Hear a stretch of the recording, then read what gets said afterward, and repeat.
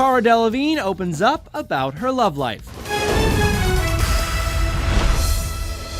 The 22-year-old supermodel graces the July cover of Vogue. And inside the mag, she finally confirms her relationship with singer Saint Vincent. Cara tells Vogue, "I think that being in love with my girlfriend is a big part of why I'm feeling so happy with who I am these days.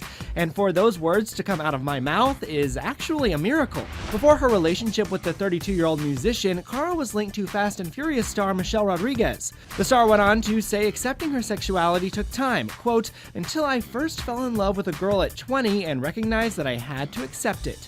Cara added that she does have what she called erotic dreams about men, but says women are her, quote, "downfall. I have only been hurt by women. My mother, a recovering heroin addict, first of all." I can tell you the exact moment that I knew Cara was my real friend. Cara also has a lot of women who lift her up. Along with the article, Vogue released a video of Cara's friends, including Taylor Swift, Selena Gomez, and Kendall Jenner, among others, sending her messages of love and congratulations for the cover. She's on the cover of Vogue? Yes, she is, Amy Schumer. Yes, she is.